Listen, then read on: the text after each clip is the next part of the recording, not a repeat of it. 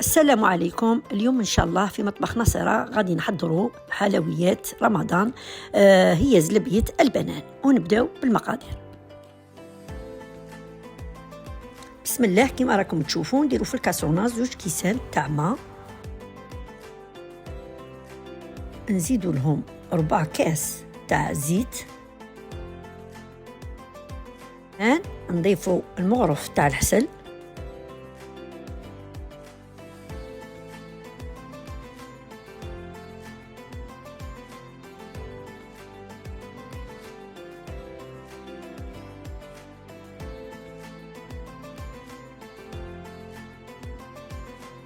ونضيفوا الآن لاغوم تاع الفاني، وهي من الأحسن لاغوم تاع البنان.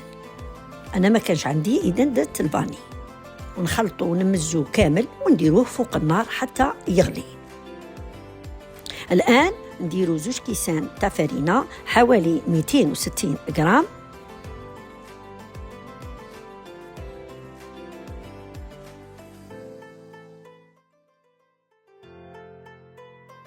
نصف كأس تاع سميد رقيق كامل،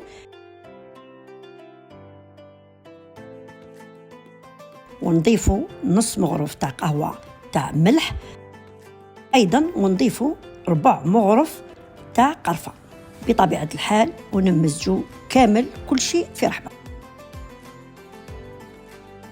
إذن بعد ما غلى الماء تاعنا ضفنا المواد الجافة كامل في الكاسرونة، ونقوم الآن بعملية التحريك جيدا.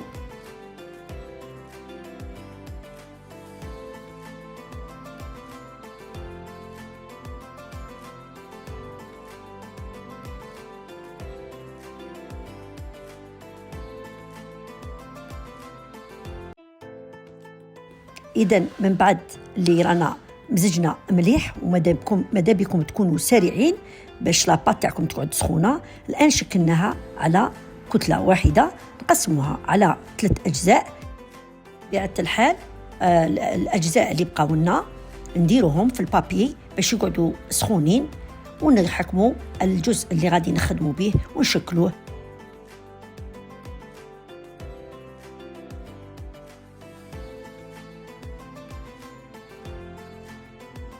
إذن من بعد ما شكلنا البنان تاعنا نديروه في الزيت يكون سخون، نقلوه حتى يدي لون بني ونعسلوه.